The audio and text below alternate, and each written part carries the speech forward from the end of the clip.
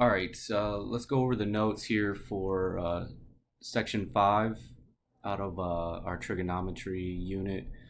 There's a lot written on here, so let's just kind of clear up exactly what's going on here. So as you can see, section 5 is about solving your right triangles. So example 1, if you look down here, it says solve each equation, and sine x equals the square root of 3 over 2. So over here, I made a little notes here, and it says example 1a, sine x equals square root of 3 over 2. And if we want to read that, we can read it as x is an angle whose sine is the square root of 3 over 2. Or you can read it as x equals the arc sine of the square root of 3 over 2. They're the same thing. All right, so in order to get x for these type of examples, we're going to use this table that it comes with. All right, and we're just going to use the information that it gives us, and it says here that the sine of x equals 3 over 2. And I got 60 degrees, 120 degrees, and any additional angle that's coterminal. So the way we find that is we look at our chart, and if you see right here, we've got the sine of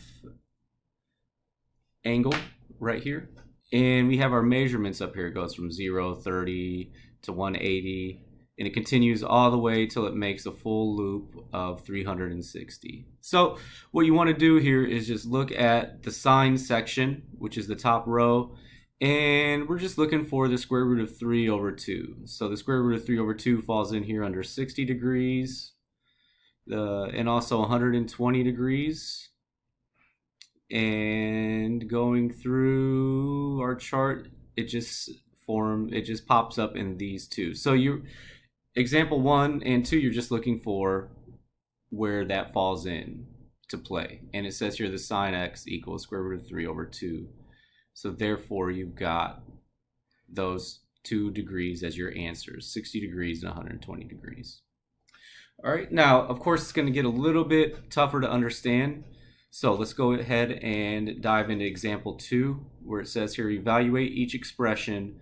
Assume that all angles are in quadrant 1. Okay, so let's just kind of make this a little simpler and read at it. So right here it says here, example A, it says the tangent of the tangent inverse is 6 over 11. Now the easy way to look at this is because they're both tangent, I just let angle A, I'm just picking a letter A, you can have B, you can have C, it doesn't matter. Just make sure you stick with the letter you pick. So we're letting A equal the tangent inverse of 6 over 11. Now because they're the same, tangent and tangent, I can just say the tangent of A equals 6 over 11. And that's just definition of inverse. It's that simple. When the two letters are the same, so tangent and tangent.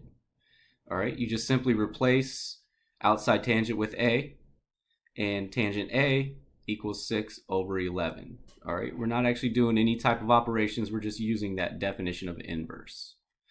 Okay, now where it gets a little bit tricky is if you notice here on the outside we have cosine, and then on the inside we have arc sine. Okay, so what we're going to do is I put a little notes here in light blue that says solve inside of the parentheses first. So what we're going to do is target the inside, okay?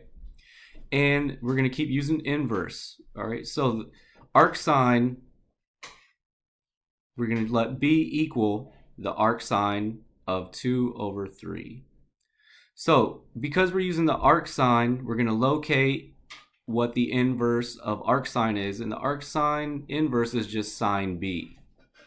All right, likewise, if it was arc cosine, then it would be cosine.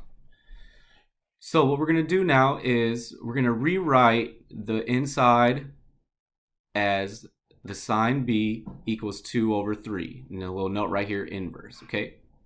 So we know from our previous sections that the sine of an angle is the opposite over the hypotenuse. So what I did was I drew a diagram of a right triangle here, and I just labeled what they gave me, okay? When we're using sine B, the opposite is your numerator, and the denominator is your hypotenuse. So I just kind of labeled my triangle here, my right triangle, and I made the opposite is 2 because that's given to us up here, and the hypotenuse is 3. That gave us there.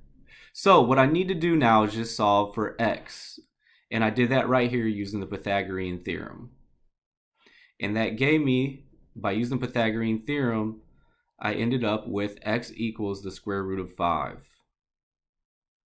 All right, so we got the inside solved. So now we got to go back to the outside. In the outside, they're looking for cosine. So we're going to keep using those charts that we've had in the previous sections, okay? And we know that we have to find the cosine now of b.